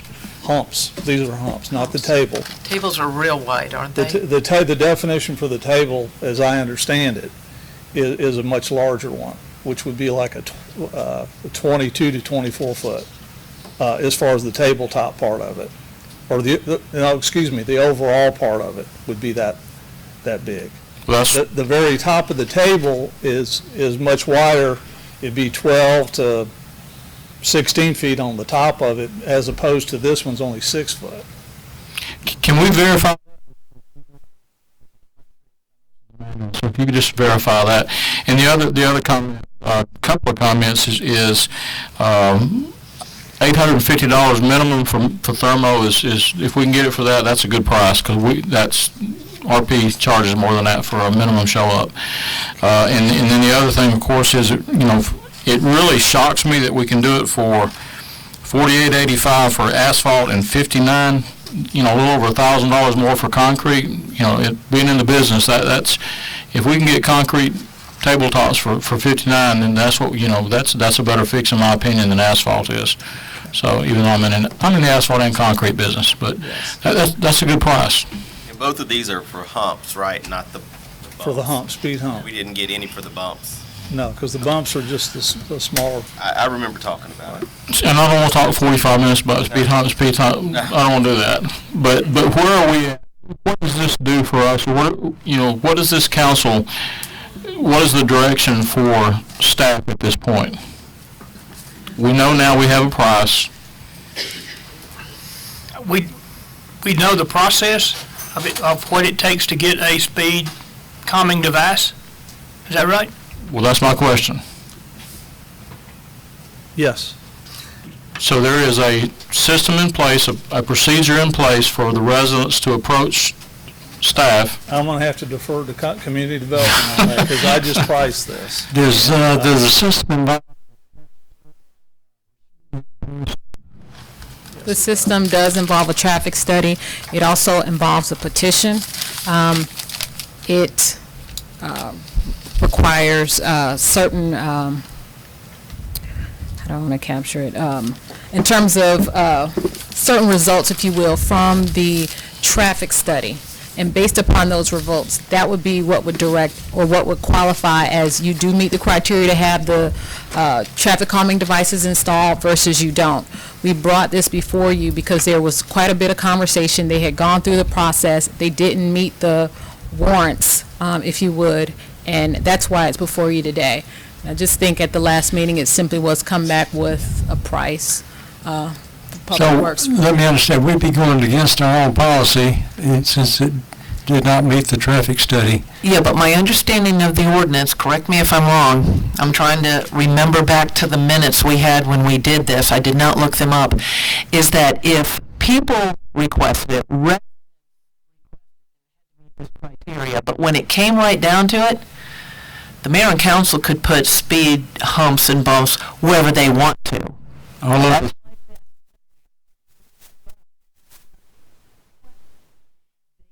Meet this criteria, they had to have this many percentage of signatures and everything else. I personally have a problem with what's required on the speeding. Am I not right? Like 85% of the cars have to exceed the speed limit or something? 41 miles per hour for this particular road. 85% of the vehicles going by have to be speeding for you to qualify. Now, I don't know, if you ever lived in a neighborhood, do you think it's hazardous and dangerous even if it's not 85%? That's my own personal thing. I think that's a real high threshold, but it always still reverts back to us. We can put it where we want to. Who wrote the traffic study thresholds? Where'd that come from? I'm sorry? The traffic study thresholds that were 85%. Is that our The ordinance policy? was, I'll just say the ordinance was adopted July 5th, 2016, so I'm going to assume the previous person in the position prepared the ordinance. Yeah, and it tends to be, from what I understand, it tended to be very common to other cities and this, and I realize there's times to follow what other cities do. We have to decide for ourselves. I just thought, I mean, I can think of times it's dangerous and 85% of the cars aren't speeding. What if only 50% of the people are flying by? Is that a dangerous situation? So I just hope we're going to adopt. I hope we adopt. Conversation last month. We did. That's why we're here today. Right. I've been through that whole thing. We're here today about the prices. Yeah, but it sounds like we need to change our traffic study ordinance if we're not even gonna abide by it? Why have we got it? I'd be, just out of curiosity for Yeah, neighborhoods. because I got a petition for a street and, so. Let me clarify something too, that Councilman McPherson said. We cannot put speed bumps, speed tables on every road that we want speed tables. There is a state requirement as far as what the maximum speed limit on that road is. Is that not correct? You can't put a speed hump on a 55-mile-an-hour road. You can't put a speed limit on a speed hump on a 45. Correct. There are certain roads that the device is more appropriate, and I didn't bring that other one back up, but you're trying to slow it down to a certain speed limit, if you would, and depending on what that is, dictates the type of calming device that you're using. So that's ultimately where he's going, but yes, there's a methodology, if you would, based on the type of road and what's appropriate. I've got a great example right here. And this is from the Institute of Traffic Engineers, which our calming program references back to this. Their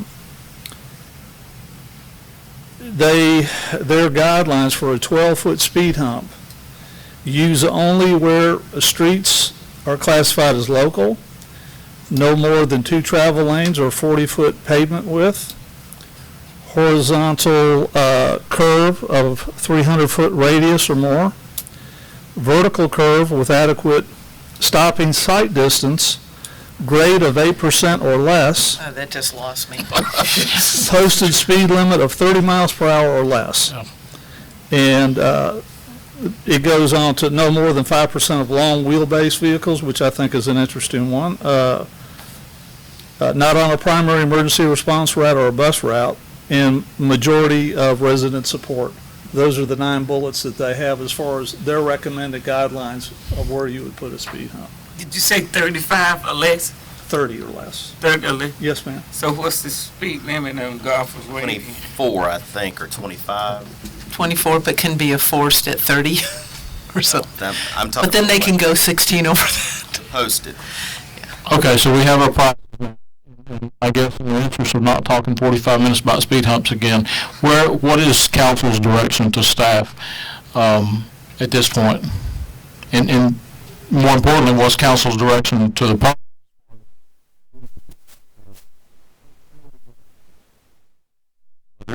There's a process in place, and I think the process is fine. It may be that we need to look at the ordinance, but what I would like to have staff do is look at where would be a best place to put this on Golfers Way. They did go through the process. They did do the petition. And that particular stretch of road has no sidewalks over there. And I do think it's considerably more dangerous for people to be out walking. So I would like staff to look at where would be appropriate to put that, and then maybe if we could have that by Tuesday, we could vote on it.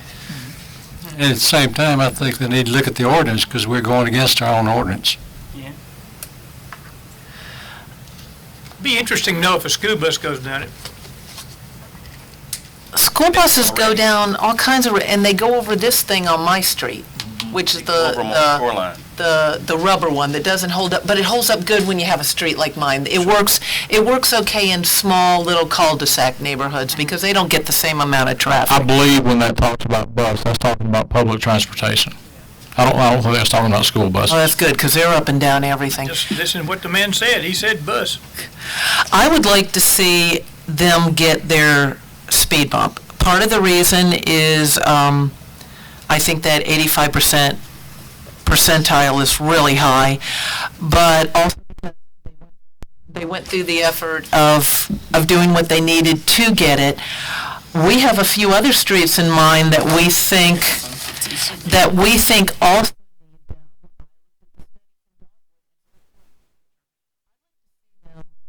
get their speed. Did I call it a bump? I'm sorry. Speed hump, not speed table. They've done the process, and there's an issue over there.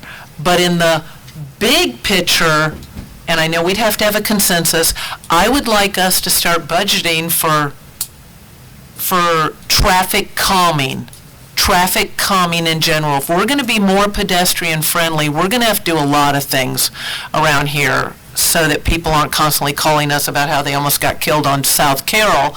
But I need help on that because that's over 30 miles per hour. Trying to get across, and the crosswalk's gone. They paved over, so now the crosswalk's gone. In the big picture, if we could budget and get a company to do a number of these at once, then we'll save money. And the only thing I didn't understand, will you explain this one more time, and I apologize. What's the deal with how much they charge for shutting down the road, $1,500? I didn't quite get.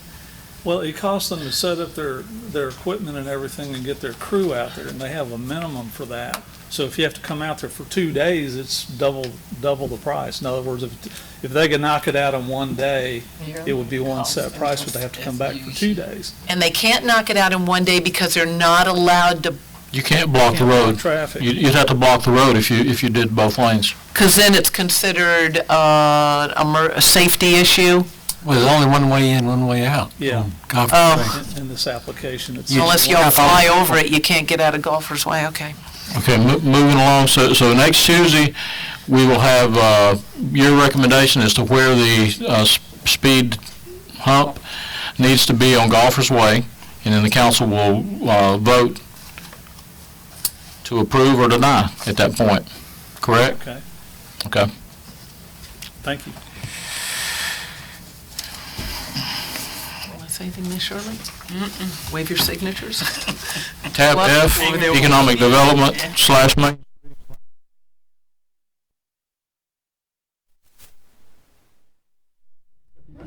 Would like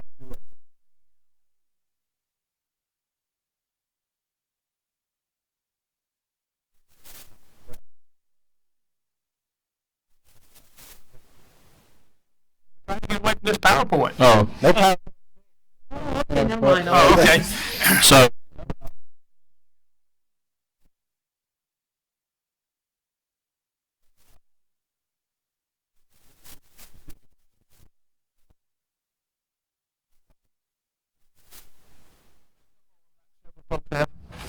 No one has backed over him yet. Nobody's backed. Yeah, okay. Good afternoon, Mayor and Council. I will be very brief today, believe it or not. Mostly because the first item on the agenda, the Hotel Conference Center market study, there will be a representative from the Highland Group here at the meeting next week to do a formal presentation to the council. The DDA will also be here, so you'll get background information about the methodology and how they came up with their rationale and their recommendation to the city. Having said that, today actually marks the 1-year anniversary, or today marks the month of the 1-year anniversary when we unveiled the master plan for downtown. As you all know, that's a document that was officially adopted by the council. That master plan did call for a hotel conference center in downtown Villa Rica. Having said that, you can't just say, oh, we want a hotel conference center in downtown. There's a lot of foundational work that goes into that. We did talk to some companies that do those type of developments, and we said, what would we need to do to entice you to come downtown Villa Rica? And their recommendation was to get a market study. As you all know, the city, along with the DDA, the Development Authority, and Georgia Power all contributed money to pay for the market study. And we worked with Carroll Tomorrow to actually hire a firm to do the market study. That firm is highly recommended by developers. That's important because you want a market study the developer is going to believe what it says. And so that was about a 6 to 7 week process. They did a lot of research. They interviewed a lot of people in the community, a lot of the industry, and made some recommendations, which they will talk in more detail at the meeting next week.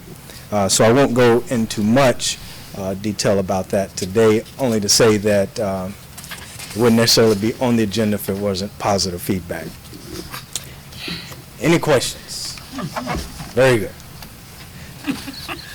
Wait till Tuesday. Item 2. Well, I won't be making the presentation Tuesday, so ask away. Item 2 is actually connected to item 1 because the major recommendation that was came out of the market study was the completion of the Mirror Lake connector. Reason being is that would be the main connector from I-20 to downtown. And it would keep us from having to go over the railroad track and a lot of other things. There's other underlying reasons in the community why that connector is important, but that is obviously a major one. There is, this is where I get to put on the economic development hat, there is a development that we've been in serious talks with that we're not at liberty right now to discuss, that is also pending the Mirror Lake connector as well. So we have two multi-million-dollar developments that are contingent on this road being completed, and it has a very specific timeline associated with it.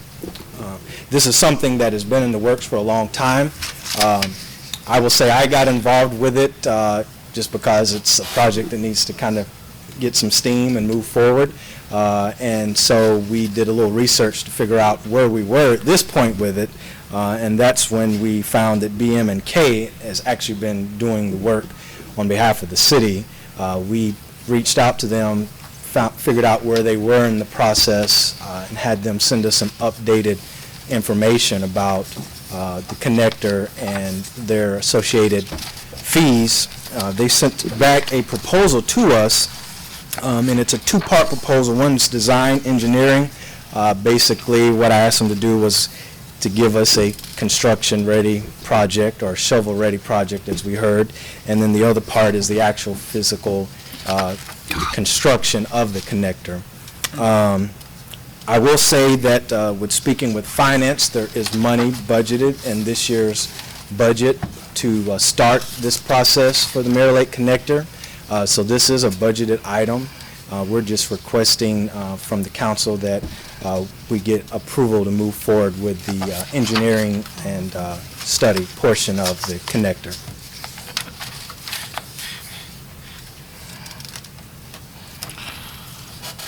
And I just want to say, Christopher, I appreciate your lead and your help. I know you've helped move this thing forward, and to the council who have been very receptive to those conversations, and the public who have had input into it. This is the long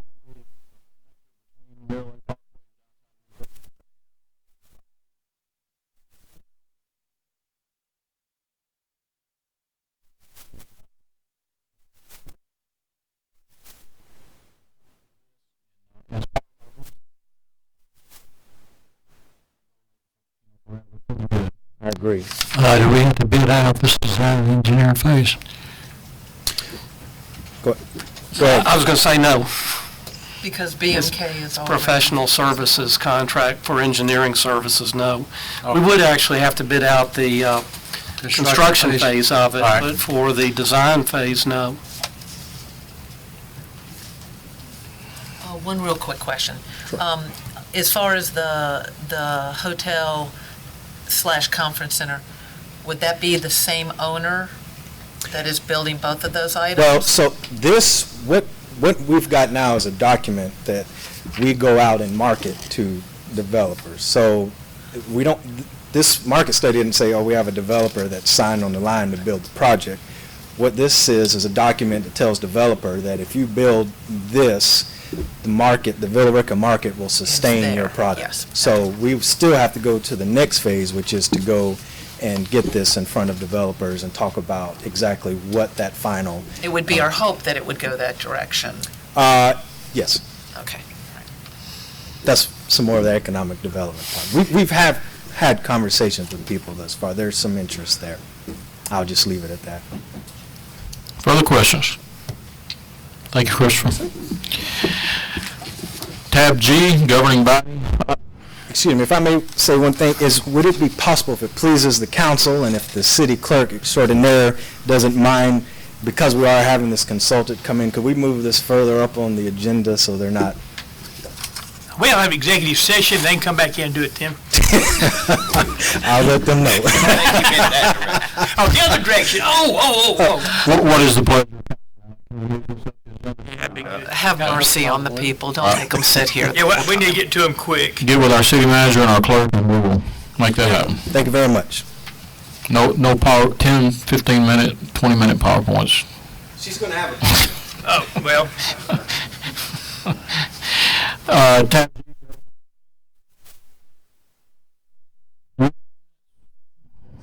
We got, I think, all.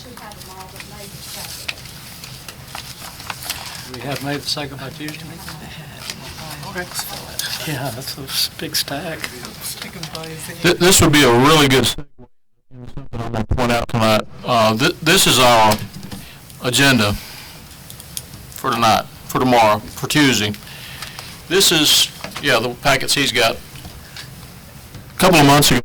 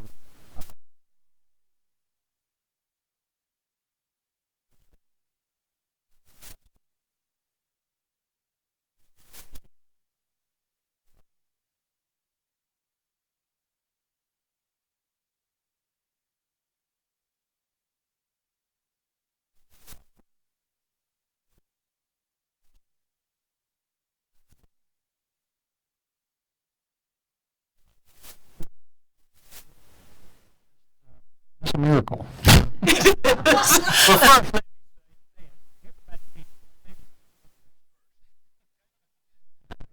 And secondly, 12 computers in my classroom, number 21 exactly. And when I left, I tied my power cord and put it into a trash can and said, I won't turn another one on. The only one I turn on is in front of my bathtub. So these don't. Okay, Before you for a final approval if you choose to abolish the Board of Zoning Appeals. Okay. The final action on this coming Tuesday. Any questions of David? Item 3, illegal trucks and signage. Who's handling this one? Oops, that's me.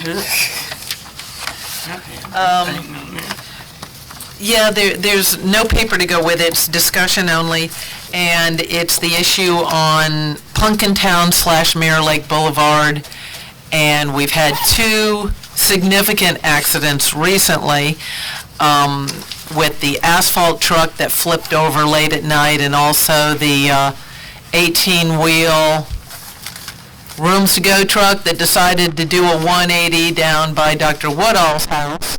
And you just kind of see the track marks left where they went off. They are going up and down there. Our police force is doing what they can. You know, they can't be out there all the time watching that road all the time. And it's amazing, I'm not usually working out there, but if I get out there or get up the house down the street where you're out front, you do see how many illegal trucks are going up and down that road. Now, the problem coming off of Punkintown is that you don't see the no-through truck sign. It's not visible until you turn the corner. Up on the other end, up toward Publix, I don't know, what is it, about this size or something like that, no-through trucks? We cite them when we can. I feel like if we make it very visible so that they can see it, I don't know if you'd have to put it in the little median thing where the turn is. Somehow they need to know before they make the turn from Dallas Highway onto Punkintown that it's a no-through trucks. And there's nothing that I can see that shows you that until it's too late. Once you make the turn, you can't turn around, you can't back up or anything else. That way, when we do cite them, we basically say, it's marked, it's clearly marked. No excuse for you to be going up that road. And ultimately, I don't know, I hope whatever we come up with, it doesn't look like it's going to be the roundabout. Whatever comes up there, maybe there's, and of course with the bypass, maybe there'll be some things that discourage it, but it's shorter for them. They're tearing up the road. It's not designed for that weight of trucks. It's extremely dangerous with that size of trucks coming through on that. There is no place to go on either side of that road to get away if anything happens with one of those trucks. So it's dangerous, and it's costing us money because they tear our road up. It's not designed to handle that kind of weight. And then we've had the two accidents, hopefully we won't have more. But anyway. So is your request for staff to install more signs or look? Obviously, I can't request that by myself. But to have it be much For staff. better. Yeah. The road that they're not allowed on there. There's some signs that can be put up, the big no truck sign. Chief, can you make that happen, sir? I really don't.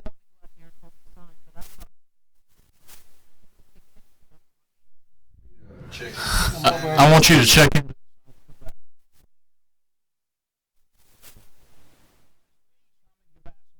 And where they would be put, where the signs would be put, because I believe it's necessary that they're more visible, but Yeah. I can't think of myself where to put them, so that I'd like. You could actually Most put people it.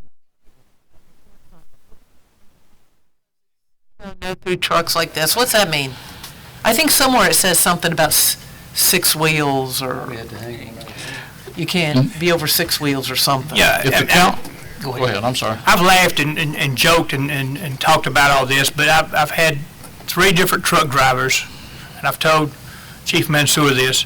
I've had 3 different truck drivers talk to me about trucks on that road, and their complaint is the fact that they live here, and they have to go around the world to get to where they can drop their trailer and get back home and things of that nature. But they complain that they can't go down that road simply because they don't want to have a ticket. And their question or concern is that they pay the enormous amount of money for a device in their truck that tells them which way to go, and it does not include Punkintown Road. Yet the ones that the guys are using that come off I-20 or down 61 that actually go down that road tells them to go down that road. Is that correct, Chief?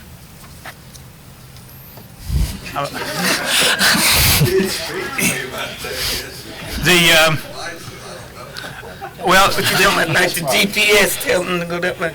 The GPS devices that you have in your car would tell you to go down that road if you take your car. But what the guys are doing in these trucks that they're privately owned, not company owned, they have lesser amount of money in their GPS devices, and it tells them to go down it. Whereas the company truck tells them not to go down it, tells them how to go around the city of Villa Rica. Because they're using a truck GPS or something, and it tells them. Exactly, and that's where their complaint is, that they're not, they just don't see it at being beneficial for them. They actually asked me to get the chief to just put somebody out there and park them and say, look, any truck goes down that road, give them a ticket. So. Well, they do some days, they just can't be out there all the time. I'm not. Yeah. A good bit more of that, though, but You'd think maybe the truck drivers would all talk to one another and, hey, don't go down that way, you might get ticketed, but because I did, or whatever. Don't they have those CP? Oh, yeah, but they don't talk about that. Further discussion about that? Where to have dinner, huh? If the council will indulge me, Carol.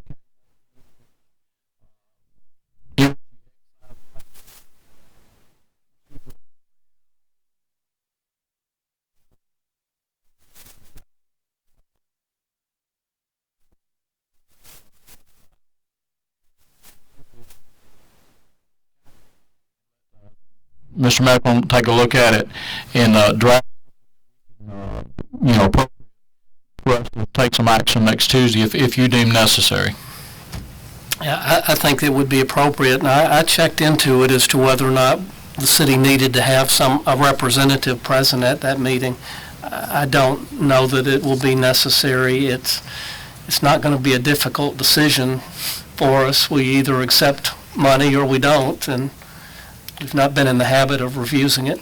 Yeah, but basically, for the public's information, this is an energy excise tax that industry. It's all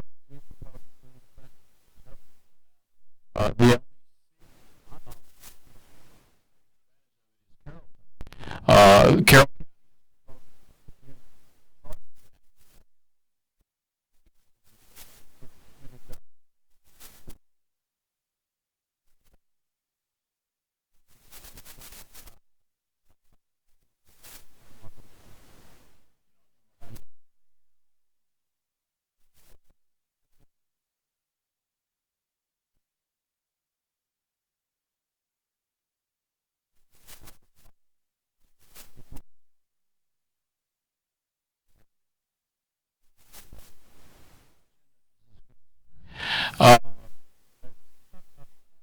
Government, Section Number 4. G. Governing body. Right after all the minutes. Yeah, I would say it ought to be governing body G4. G4. And the distribution of those funds, the state statute specifically says that any money collected by the county has to be distributed to the municipalities upon the same basis as the local option sales tax distribution. So it's not a matter of attempting to renegotiate a distribution of the funds. It's already set forth in the statute what it will be. That may come into play in 2021 when we're renegotiating sales tax distribution, but for the first 4 years, it's already set in stone. Okay. Anything else? Yes, but I'll be real quick, sorry. I read in the notes that we were having an independent study done on the paving, and that was back in March notes. Did that independent study get done, and did the meeting occur that was going to happen with these people to try to take care of our roads? Yeah, I can give a little bit of update, and Pete can correct me if I'm wrong, but yes, the independent study did get done. The city has met with the engineer and the paving contractor and given them the results of our study that we had done and pointed out to them the issues that the city had with the paving that was done. They are in the process of taking our comments and reviewing them to make a determination as to what parts of it they agree with and will fix, and letting us know what parts that they have some disagreement about. And then if there are any points of disagreement, we will follow that up with either some type of dispute resolution mechanism, which, first of all, hopefully we'll just be negotiating, talking to them, trying to convince them that they're wrong and we're right. Do they have a timeline on that? That they have to get back to us? It's ongoing right now. I suspect that we'll have a final response very soon. I don't want to tell you the day and then be wrong, but I think very soon. Did they just choose to stop working on the punch list and finishing that work while this was going on because it's not done? No, I don't think that they chose to absolutely quit working on the punch list. I think they wanted to get, a comprehensive listing from us as to what we believed was done incorrectly, which is being incorporated into the punch list. And part of that were the driveways. They wanted specific driveways that, were more than the 1.5 inch, is that correct, drop. Charlie and Pete and the staff went out and did all that and got those together, and we did deliver those to them, so they do know which ones fail, I guess. And so, yeah, it's moving forward, but it is moving forward slowly. Was it always on the city to do this punch list? It seems like we're spending a great deal of man-hours out trying to make a list.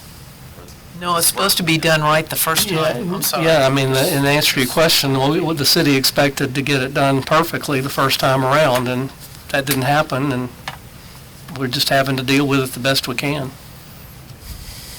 It's true. Okay, let's discuss items to put on.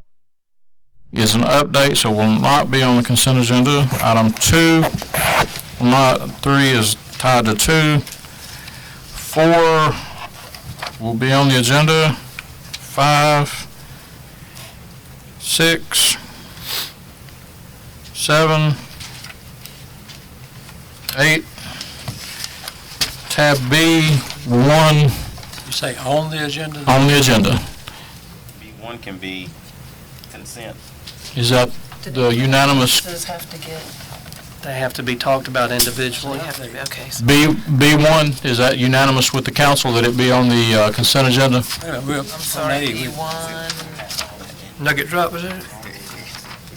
This is consent. Why am I not seeing that? Nugget drop. Yeah. Yeah, nugget drop. Oh, there it is. I don't have, I'm missing the letter B. Yeah. I did- Yeah, it's in the Page before. Previous page at the bottom. punch hole. Is that the first item on the consent agenda? Are No, y'all, I meant on the agenda. It's not on my, never mind. Don't worry about it. I'll fix it. David, that's a question. It got cut off in the printing or something. There's no B. The GDOT presentation, those folks, as I understand it, are not coming back on Tuesday night, are they? I assumed the update was here. Okay. Let's leave that. And Chief, I think it's important to the public that they know, because I get that question at least half a dozen times a week before we are on the bypass. Okay. So item B.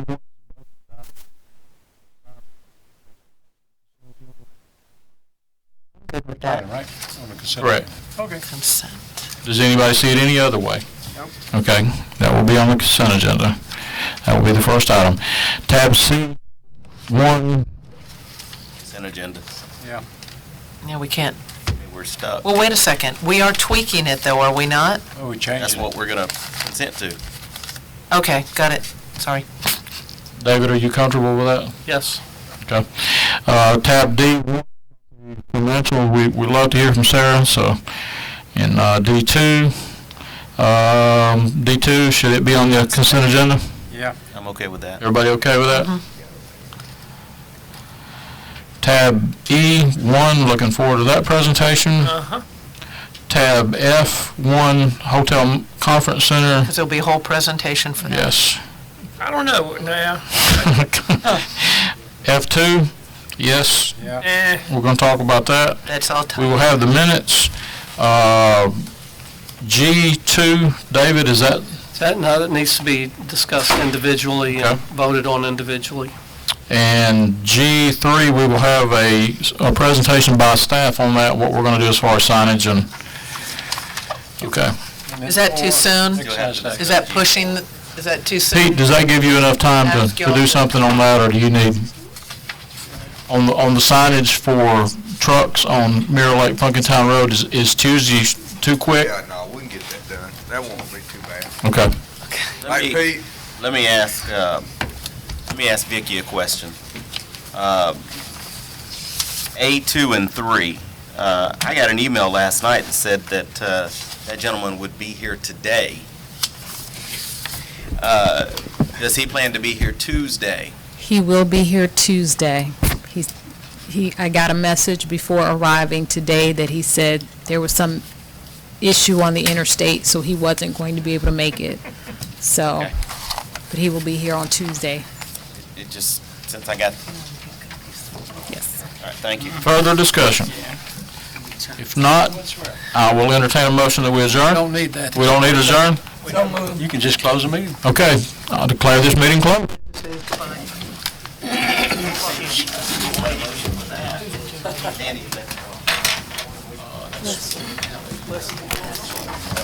Yeah, sorry.